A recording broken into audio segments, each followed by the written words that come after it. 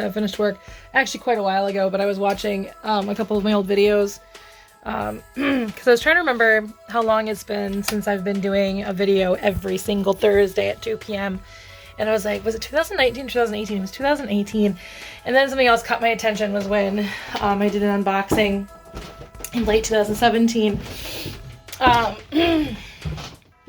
When Dylan and Kay got me my Blu-ray set for Gundam Wing, which is something I really, really wanted but couldn't afford at the time.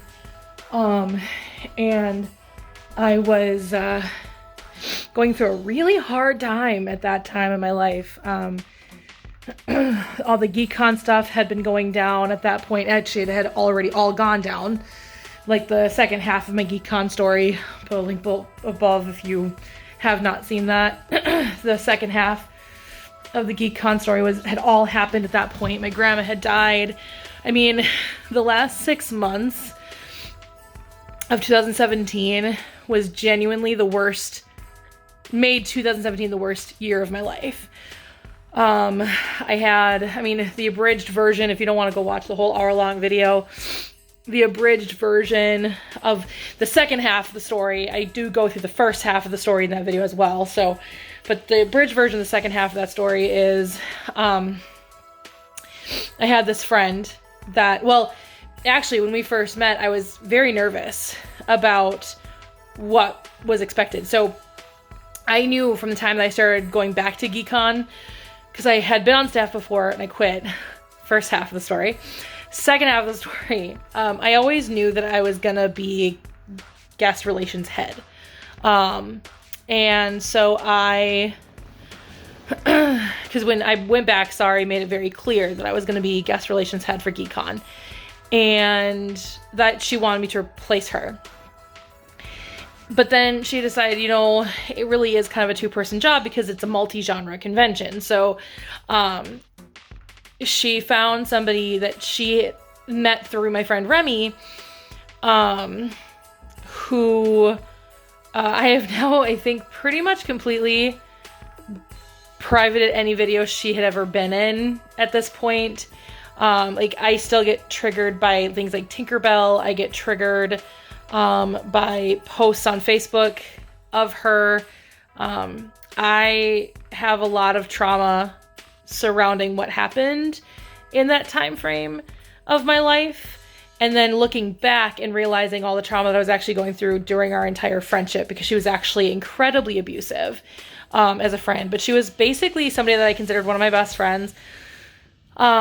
She was probably the closest friend I had that lived nearby aside from Nikki. And I mean, that's implicit. I mean, if I ever say, I really shouldn't have to say my closest friend that lives nearby or my closest friend, because it should all be aside from Nikki, because Nikki is and always will be basically my sister. So what happened was I was introduced to this girl with the caveat that she was gonna be my co-head of guest relations at GeekCon. And we both had different strengths. So I knew the anime community. Not only did I know the anime community, but I have friends in the anime community. And I also know the sci-fi community pretty well. I was pretty well versed in like Doctor Who lore and Star Trek lore and Star Wars lore and stuff like that. So those were my strengths. Her strengths were like tabletop gaming and things like that. And so, we both had different strengths that would benefit the convention, and she and I became very fast friends, very quick friends. We became basically each other's best friends very, very quickly. And through the entire friendship, she would gaslight me.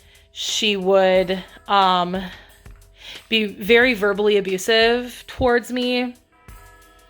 And she was very selfish. I mean, I tend to attract narcissistic people because I am codependent. It's probably why I question my friendships with people. I think that's why I have such distrust with my friends in my real life, is because I do attract narcissists, and I'm not good necessarily always good at picking out people who are not narcissists. And so I keep people at arm's length to an extent because I'm afraid of getting hurt, like how this girl hurt me. Anyway, so we started working on GeekCon stuff. We were so good. We were so close. We were such good friends. And then, I guess it really is no bother anymore. I suppose I can say, because I'm not one anymore, and my license, I would have to get a brand new license anyway. So I was a real estate agent. I actually don't say this in the video. I say that we're working together on another project, I think is what I say. But I wasn't sure at the time if I was ever going to go back into real estate. I'm never going to go back into real estate. So I really don't care. What are they going to do for me saying any of this crap anymore? I don't have a license anymore. But I was a real estate agent, and I was helping her find a house. You are not paid until you sell somebody a house or you sell a house, right? So all of the gas that I was using, all of the wear and tear on my vehicle, I'm not going to get obviously into financials because that's really inappropriate, but I'm just going to say she wasn't ready to buy a house. She wasn't emotionally ready. I'm not even saying financially. There was an aspect to that just because the seller's market that we were in at the time in Minnesota was absolutely ridiculous. I'm sure it is no better at this time. But when I was kind of sort of actively looking at houses last summer, it didn't seem like it was as bad as it was when I was a real estate agent. But basically things were just ridiculously expensive for no reason. And she had specific wants and desires. And I won't say a couple of things that also raised a lot of red flags at the time, when it came to realizing that she wasn't a good person, like even a little wasn't a good person. There were things that she would say to me that made me very uncomfortable and very nervous for people in her life. Which was another reason why I was not super, it was devastating to lose her as a friend, because when you're abused, and I'm an abuse survivor from more than just this friend. Oh, I can't. Okay. I'm okay.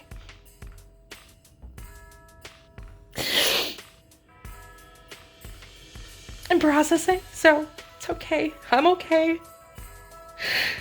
It's been a long time since I've let myself process what happened. I think the last time I let myself actually process this was when I made that story time video. And the thing about PTSD is your trauma is saved in your short-term memory or whatever, and so your brain thinks it's happening right now. There were things that she would say that made me very uncomfortable to be around her anymore. But I knew that I had to, because we were doing this thing together, and I had to set aside all of that to be okay with being around her. And so I trudged on being around her and being very uncomfortable with it. Anyway, she got to a point where she decided she didn't want to use me as a real estate agent anymore. This was June of that year. She decided she didn't want, and we had been looking for 6 months. And so at the advice of my productivity coach, I told her, okay, I'll let you out of the contract, but if you're going to sign with another agent, and this was a very convoluted problem, and I might actually make this a wine story time, but out of fear of getting this guy in trouble, which frankly I shouldn't be afraid of because what he did was wrong, I might never actually tell this full story, but it was a very convoluted, messy story where this real estate agent she ended up using actually broke a lot of Minnesota state laws when it comes to real estate. We'll just put it that way. He broke a lot of laws, and I did threaten to turn him into the board, which is when he backed off from doing what he was doing. And anyway, because he just saw this young real estate agent who was relatively new, and he just decided to take advantage of me not knowing the rules. What he didn't realize is I had a real estate agent that had been in the business since I was in high school, for crying out loud. Actually, no, I think I was in college when she started real estate. But either way, by my side and telling me this is illegal. This is what he's doing is illegal. Anyway, I'm like, if you're going to use another real estate agent, you have to be referred by me.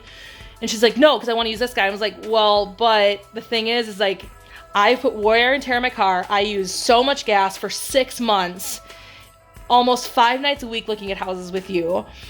And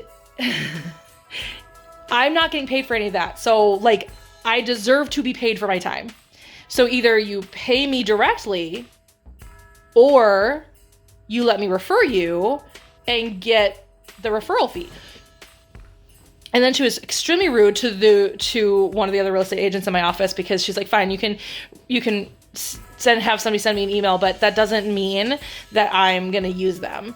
And I'm like, whatever. And then she actually came back to me. The real estate agent came up to me. She's like, the things she said in the email, I cannot work with her. I will not work with her. Absolutely not.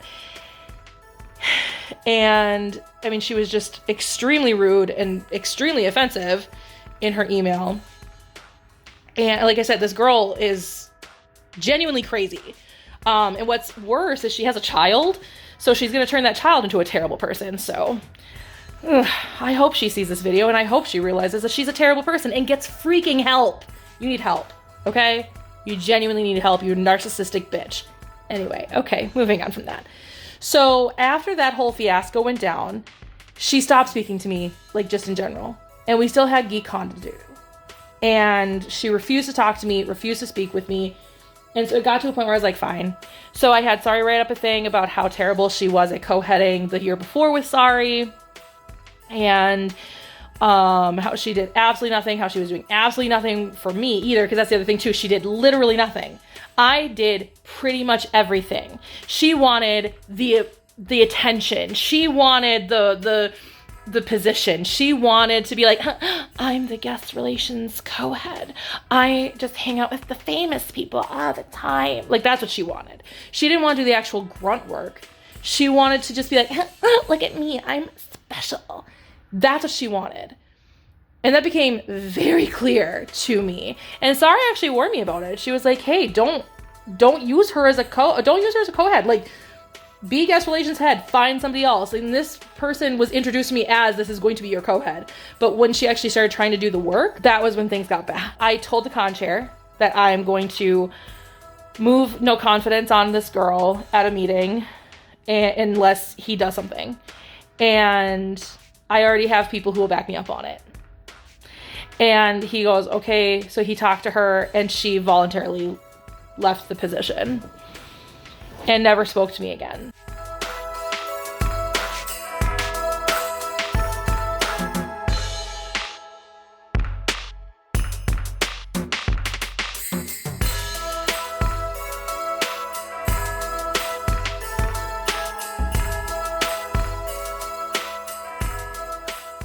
Then the rest of the whole GeekCon story was actually like, just GeekCon was just a mess that year, just in general. There was a lot that went wrong. And because I was all of a sudden like left completely on my own, people were pissed at me because like I was just overwhelmed with all this stuff that this girl was supposed to help me with, and she didn't. And so now all of a sudden I'm feeling completely overwhelmed because now it's official, she's not part of it. Plus I'm going through this major depression because of everything that was kind of going on with losing my friendship with her. Like, I started dipping into this depression. And then the convention went broke. The convention had to bankrupt. And I was devastated. And they told me about it on my birthday. And the day before that, my grandma died. So, like, I was already kind of a mess. And then it's my birthday. And they're like, oh, by the way, the convention failed. And I was just absolutely devastated. And then there was this whole thing about these people that were part of the convention deciding to name themselves the kings and queens of GeekCon. And they just up and decided to change the AMAs, the Articles of Association, or AOAs, Articles of Association of the convention. And I asked specifically if I needed to be in Wisconsin, in Madison, for this meeting, and I was told explicitly, no, I don't have to be. And then minutes before the meeting was supposed to start, I was told, oh, by the way, you're supposed to be in Madison. I live 4 freaking hours away from Madison. Anyway, and so they purposely tried to keep me out of the meeting because they know I'm persuasive. I'm a Virgo, I'm persuasive. Hi. And they tried to keep me out of the meeting because they know I'm persuasive. And they knew that this would never pass because it basically deleted everybody from my department. It fired me. It fired everybody else in my department except for one person. And they're like, well, no, we're gonna create a loophole for you. And I was like, then you're creating a loophole for my entire staff. I'm like, no, they're just gonna be volunteers. And I was like, what are you talking about? Well, we need more volunteers. And I was like, so you're gonna delete staff to get more volunteers.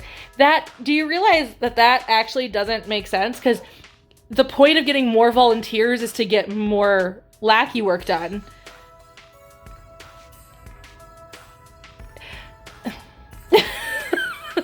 So it means we need as much labor as possible, which means you can't just be like, staff members that aren't as important can now be volunteers. And they're like, well, that doesn't make any sense. So like on my way to my grandmother's funeral, I'm on the phone with these assholes and like arguing the hell out of them. And my parents, my dad, who's a businessman, was giving me business advice. And my mom was like looking up Wisconsin state law about like contracts and nonprofit organizations and all of this stuff. And because the whole reason I had to be there was because we had to sign NDAs, which is why I'm singing like a canary, because I didn't sign an NDA. We had to sign NDAs, and apparently in the state of Wisconsin, which ended up being a complete and utter lie, by the way, they require there to be a witness to the signing. And I was like, fine, my mom can witness the signing. And they're like, no, it has to be witnessed by a notary. And I was like, that doesn't sound right. Turns out that was a complete and utter lie. Again, they were trying to keep me out of the meeting, specifically. They were trying to keep me out of it completely. Anyway. So, anyway, that was all going down in 2017. All of that trauma, all of that just upset, horrible feeling. I was absolutely devastated. I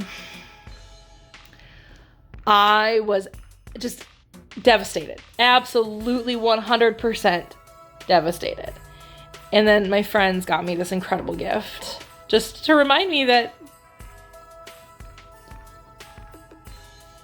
not everybody is horrible, you know? That's how I was starting to feel, man. Anyway, okay, I need to stop. It has been 22 minutes since I started talking. I have to cut that shit down. Anyway, I have to go take care of my puppy now. All right, you know the drill. Wait. I learned this morning that I can actually like walk around and he'll just wait. Okay.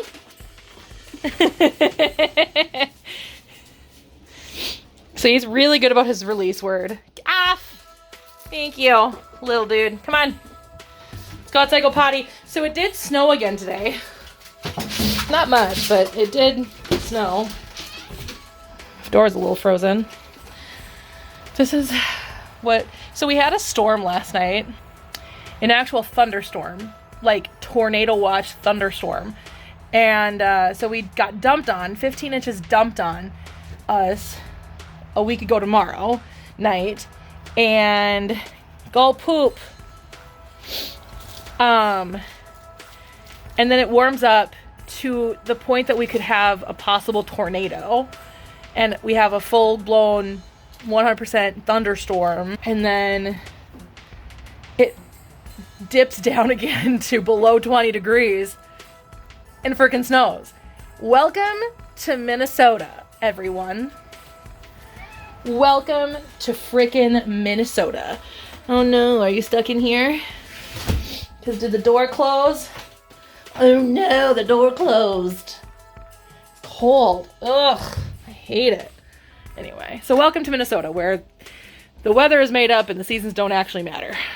I know that is a joke stolen from Whose Line Is It Anyway, but it's how it feels. I've never experienced normal weather, and then to add on global warming or climate change, whatever you want to call it. Ow! Oh, he just right over my toe. Anyway, climate change has made my existence on this planet and in this state even more miserable. So, dude, stop jumping. Ugh. Anyway, all right. I'm gonna sit down and relax for a little bit.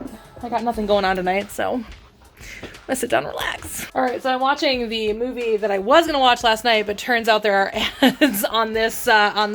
So I ended up not watching it last night because it just would have been too long with ads. So, but I just got a notification that it's time to go upstairs. So it's time for Advent. Does little Apollo want to do some Advent tonight? So I got number 16 right here. So I got number 16 right here, which, again, I'm not exactly sure what that's supposed to be. If it'll ever focus. Are you drooling on my bed? You want this? You like these biscuits. Go to bed. Come on. Can you go to bed? You like these biscuits. I gotta figure out what brand these biscuits are. Oh, he really likes those. All right, so I gotta drag the big dog upstairs around back. And I can open up. Yeah, we're going upstairs. And then he asks to go upstairs by looking at this door. Like that. So now Miss Nova can go upstairs through the stairs. Cosmo and I go through the back door. Ready? Gonna go upstairs? All right, then let's go. Come on. So I gotta grab my shoes and drag the big dog upstairs. If I could put my shoes on properly, that would be ideal. So, gotta bring the big dog upstairs. All right, come on, big dog. Let's do it. Our normal little fight about getting up here. Come on. Come on, bud. You can do it. I believe in you. It's cold. Come on. Seriously, I'm not gonna waste time tonight. Come on. Let's go. Let's go. Come on, Cosmo. Let's go. Sometimes it helps if I walk out. Come on. You can do it. But the door is moving, so he's upset. All right. Okay, come on. You can do it, bud. Come on. That's why I'm staying here, because I have to hold this door shut or open. I mean, dude. Come on. You can do it. I believe in you. Come on, big dog. You're right there. You see it. You smell it. You can tell where it is. Come on. Come on. Let's go, big dog. Come on. Nova, do not mess with me. Come on, big dog. Oh, geez. Door's moving. Shoot. Come on.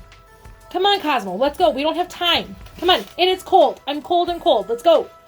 Come on, bud. All right. I gotta coach him through this. I'm at Target because I did not do my order last night. Yeah, so I'm at Target now, so I had to kind of make do with what I could get out of my breakfast and my lunch today. So I genuinely did not have anything for either one. So I figured it out. I ate, don't worry. But now I'm at Target getting the stuff that I need. And this should theoretically be all I need for the week, so we're good. And I have to go to Petco anyway, so I'll worry about crickets then. I think I have to pick up more biscuits while I'm there too. But man, I'm good. Actually, I think about it, I don't think they actually have those biscuits at Petco. I need to ask Alex if they still carry those biscuits, because I couldn't find them last time. I had to go to PetSmart anyway. But anyway, so that's where I'm at. Emotionally. But I'm at Target. Want to see? Target. Stuff has been gotten at Target. I was able to open up the back door of my car. I think I mentioned that I have water jugs. If not, I'll say it again. I have water jugs in the back of my car, and they're partially frozen, but that's fine. I was able to use them anyway. But these reusable ones I get at Home Depot every couple weeks. So I bring in the empty ones, and I take full ones, and I get a discount for taking the full ones after bringing in empty ones. Anyway, it helps reduce plastic it still helps reduce my waste while I'm still drinking reverse osmosis water, which I just prefer because I prefer that pH level. The taste is best for me in how I feel about water and stuff. And yes, I can taste the difference. Anyway, and so I couldn't get the door. I emptied it yesterday. I was able to squeeze out enough this morning to have water, but that's it. And so I had to get them out. So during my first break of the day, I think I tried going out to the car and getting them out, but I couldn't open the back door to my car. So when I went to Target, I figured my car heated up on the inside. Hopefully maybe it heated up enough that it melted whatever ice was there that was keeping that door just frozen shut. So I tried it and I was able to open it just fine. So that was nice. Got the water jug out of my car, got my groceries put away, and Cosmo's currently eating. Nova has food, but she's just hanging out. But that's pretty normal for her. She kind of grazes throughout the night. So usually her dish is mostly empty by morning. There's a bug in my hair. Anyway, her dish is mostly empty by morning. So the puppy is pouting because he hasn't gotten food yet. But that's because he has to wait for Cosmo to be all done. So I have a glass of wine here that I got with dinner. And I'm going to enjoy the rest of my terrible Christmas movie that I've been watching. It's terrible. But, like, the acting is good. The dialogue is written well. It's good enough. The storyline is atrocious. But I can look past a bad story as long as the dialogue is good. And the acting is good. The dialogue has to be good and the acting has to be good in order for me to enjoy anything. It can even be a remarkable story, but the dialogue and acting is atrocious. Can't do it. Anyway, I'm gonna finish watching my movie, and then I'm gonna go to bed. This video may not be up. I might edit it in the morning, but I doubt it. So this video might be a little late tomorrow, which is Friday. Just give me a break. I might edit it after work and put it up. It's my life. I can do what I want. It's my vlogging channel. I'm not gonna stress myself out about a vlogging channel that up to 15 people watch. If you're watching, you're not subscribed, subscribe. Click. Click. Clink. Clink. And finish my Christmas movie now. And no, this is just like, I've had 1.5 glasses of wine, so I'm not even slightly buzzed. I'm fine. I'm just tired. I'm ready for bed. So I don't want to edit. I want to finish this movie and then go to bed. That's my plan.